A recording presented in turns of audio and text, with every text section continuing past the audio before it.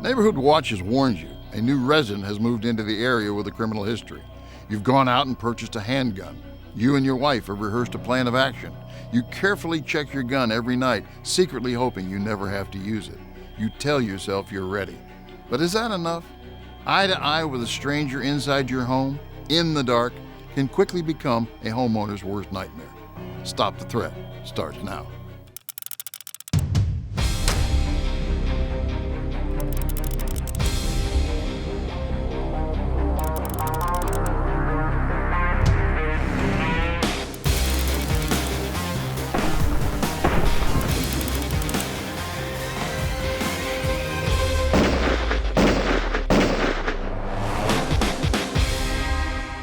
Hello and welcome to Stop the Threat. My name is James Towle.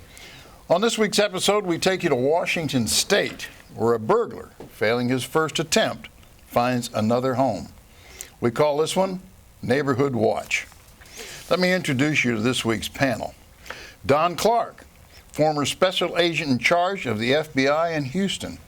Kathy Jackson, author and one of the most recognized female defensive handgun instructors in the country.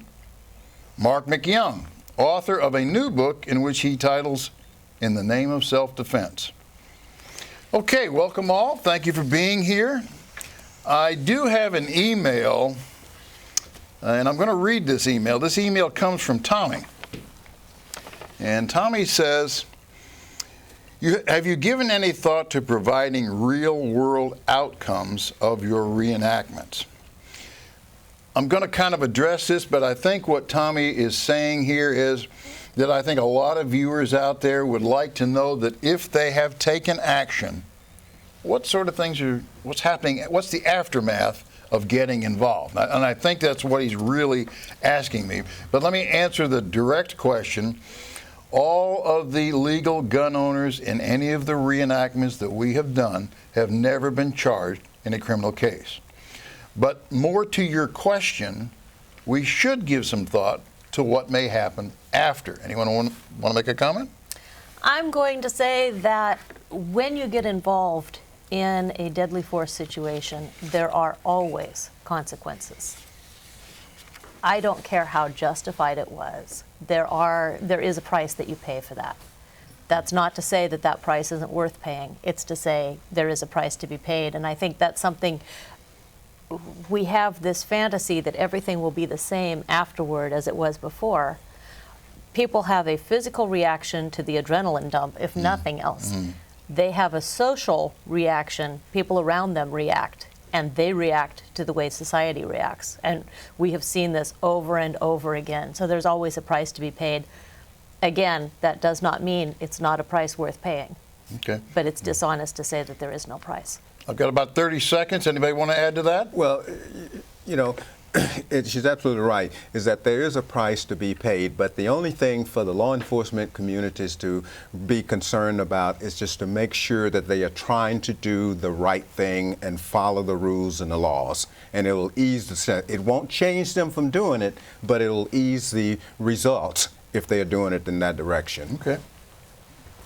One of the things that she touched upon is the adrenal response. You got to be very careful about the aftermath of what you say, what you do after a shooting. But you also have to recognize there's a significant difference between the law and our legal system. Okay. Hold that thought. When we come back, I'll show you part 1 of Neighborhood Watch.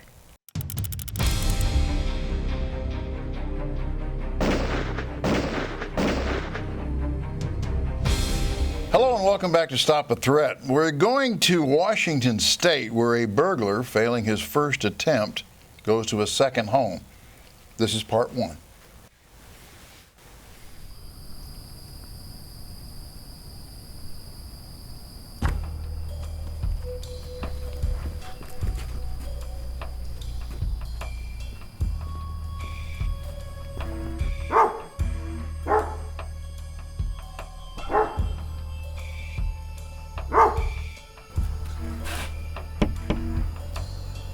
Get out of here. Okay, go.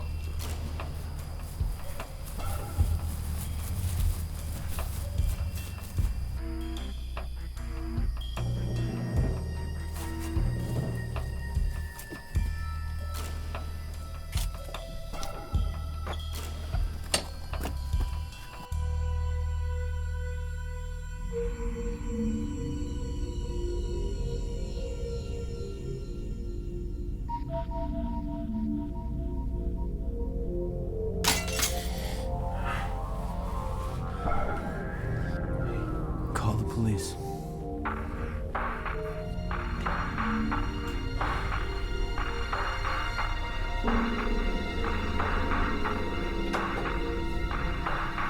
Someone broke into our house and my husband has a gun and he went to check it out.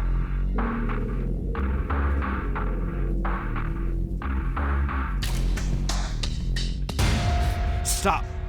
I have a gun.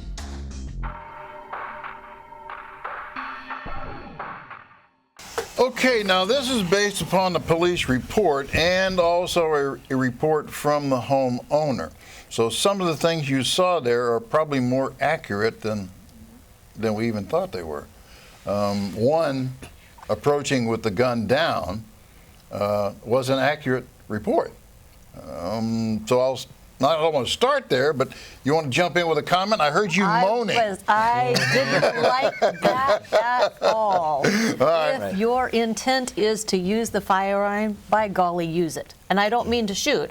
I mean, if you're going to threaten somebody with a firearm, it's really, really helpful to actually show them the firearm. That's, if you do not have the body language that says you are prepared to protect yourself if necessary, you're going to get eaten alive. You have to have the body language to back up your words. Excellent, excellent vocalization. That part was good.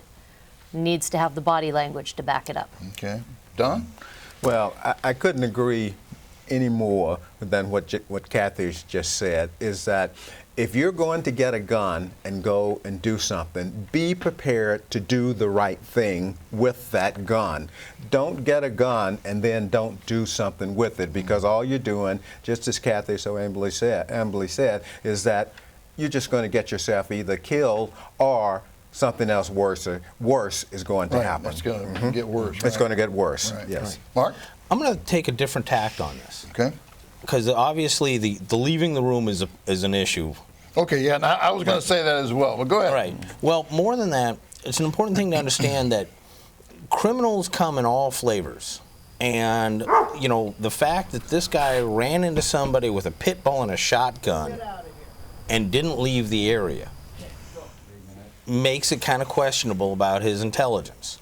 So a lot of times when you're dealing with criminals, you have to accept that there are some smart ones and there's some really stupid ones. And the stupid ones and the inexperienced ones can be really, really dangerous. When he turned on the light and the guy stood there instead of running, kind of tells me this is not Captain IQ here. So plan for that. Let me ask you this. Should he have left the room? No. Okay, that's a tough question. The owner? Yeah. No, he shouldn't have. He didn't have to run out of the room. I mean, he could have done a lot of things. Maybe he could have just yelled at him, you know, get out of my house or I'm going to shoot you, something like that, without shooting. Right, without even opening the door. That's right, without even doing that. You know, take some other steps, you know. But no, I wouldn't say, he should have just run out. Now, perhaps if he had a gun of some sort, really showing it, pointing it at him, that may have been an opportunity to move and do something else. But in that case, I say no, don't do that. Get him out of there. Yeah, I thought it was a little conflicting because he really wasn't aggressive with the gun, but on the same count, he did leave the room with the gun. I kind of expected him to maybe take the gun, shout through the door, and stay there to protect his wife. That was what the profile told me. Flipping the hallway light on, you know, from the cover of the wall. Is okay. It's again. He walked out without either too little, too much, right? And that was in the middle. Isn't right the way to do it. Well, I just want to say that Kathy has said if you're not going to use the gun, you know, then don't. You know, don't play around with it. That's not what it's there for. If you're going to take it out, then you have to be prepared to use it. If you mentally don't want to use that gun, then find some other avenue to try to get this problem resolved. He did the right thing. He did turn to his wife and say, call 911. Right. And then he went for the gun. Okay, at some point there, you would have... well, I'm just going to say, there's probably somebody out there right now who's thinking, oh yeah, like I'm going to hide in that room and wait for the bad guy. Okay, there's two things.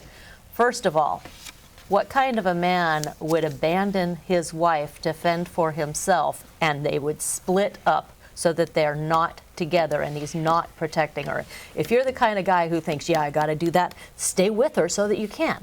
Second of all, and more to the point, tactical ambush. Tactical ambush, I like that. It's not cowering in a corner, Right. it's a tactical ambush. Hold that thought. We'll be right back.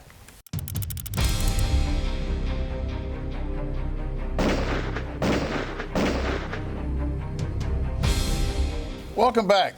We have seen part one, and we are commenting on it. And just before we went to the break, though, Kathy had tactical ambush. Tactical ambush. This is where you set up in a defensible location, your family members are with you, you are protecting the single most valuable thing in your home, and that is the lives of the people you love. You don't go abandoning those people and wandering out through your house. You gather them up, and then you set up in a place where you are prepared to protect your life, the lives of your family. And I think that's an excellent point. I think, though, I should show you part two, okay? Because I think you'll find that it's going to be very helpful. Let's watch part two.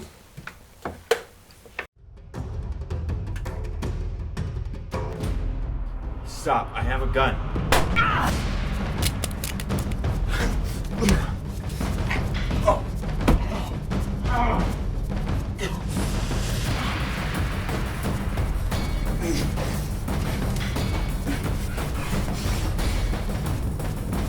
I said stop! The police are already on their way. Don't move or I'll shoot you again.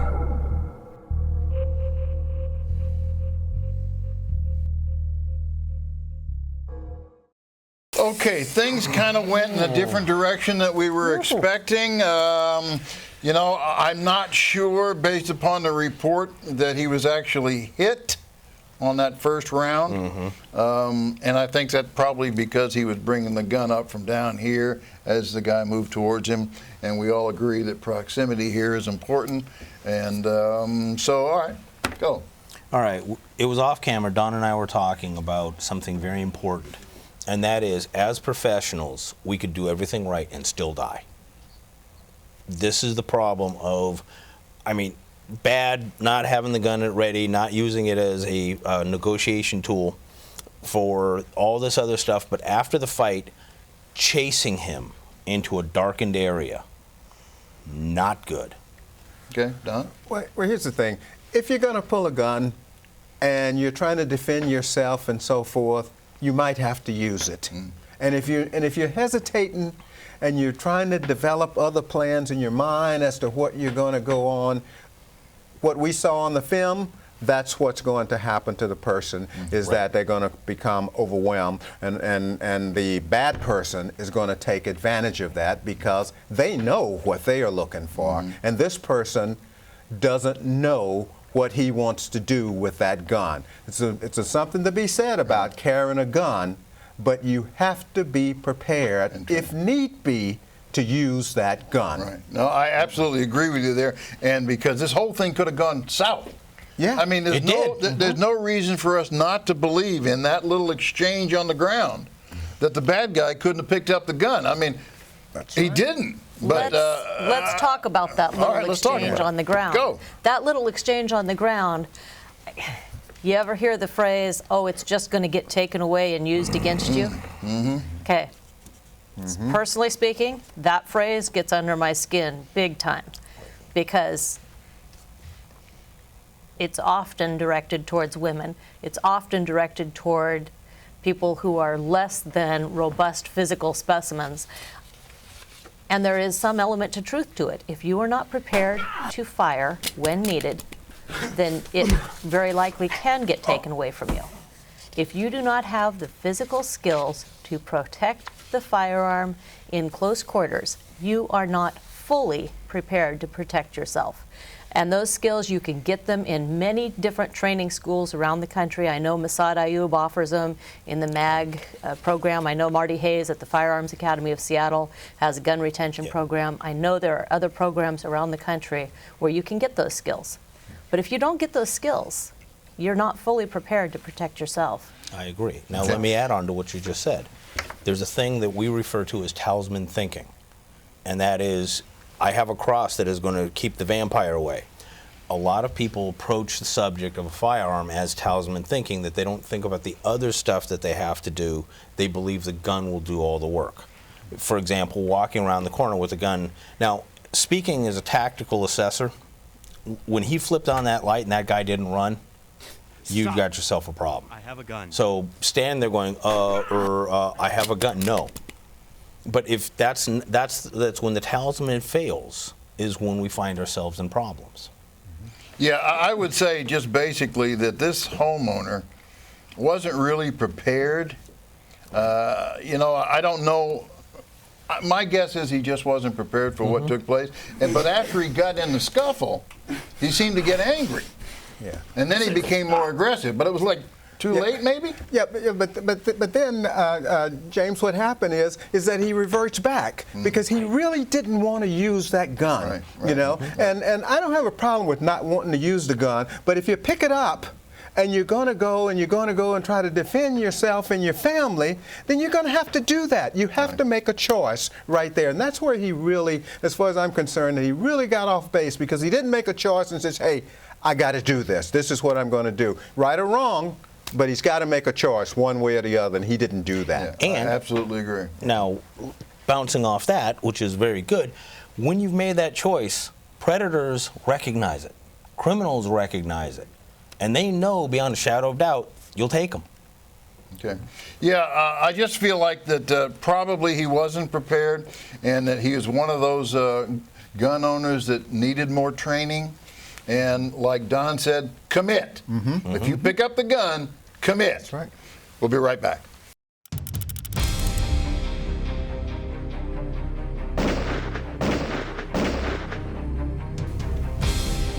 Welcome back. We've seen part one and we've seen part two, and I think Kathy would like to add to that. I just wanted to tie things back in together. The beginning of the show, we were talking about wanting to know the end of the story, and I want to know the end of this story. But I'm going to tell you that when I'm listening to Dawn talk about making that decision, being fully prepared, those who have counted the cost in advance. I know people sometimes write to you, James, and they say, well, how in the world, you're always saying, don't do this, don't do that. I don't think that's the message.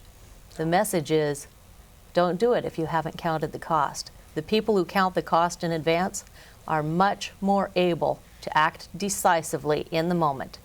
Paradoxically, it makes it less likely that they actually have to shoot. And that's where I'm throwing it over to Mark, because Mark's sitting here jumping up and down over there. Yes, and that's the paradox that I have been telling people. I tell people I'm negotiating until I pull the trigger, right? And by that I mean I'm trying to do whatever I can to keep from pulling that trigger. But the willingness to pull that trigger changes my body language, and I communicate to predators. And predators know that there are other predators out there, and they know what a predator who'll take them out looks like.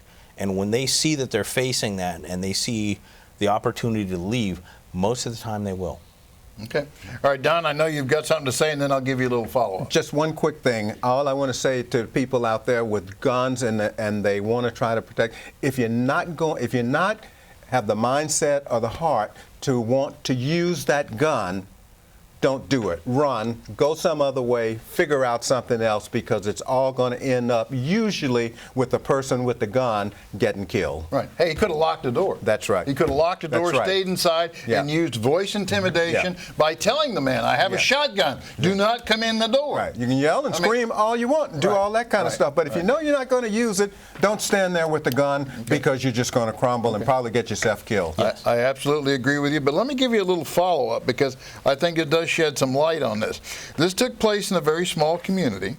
The neighborhood watch leader was a retired law enforcement officer, and he had sent out an email to the neighborhood that this new neighbor had a criminal history. Now, that kind of puts everybody on the alert, which I don't think gives this guy any excuse for what he did.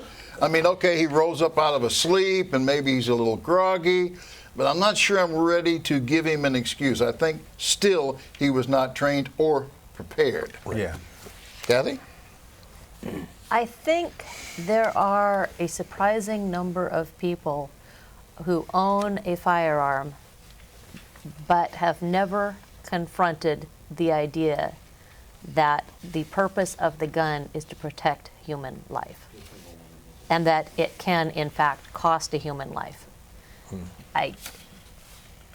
I want to hammer that home, Right. because I meet so many people who have the physical skills to defend themselves, but they don't have the emotional or mental preparation nailed down. Right. If that is you, then you need to take care of that before you get the gun. Okay, we've got to go. We're running out of time, but let me just throw in a comment here. I know there's a lot that you would like to email me about this story. Please do, because I think there's a lot that we have left out in the open here. Like I said, he was a law enforcement officer who did alert the neighborhood. We got to go.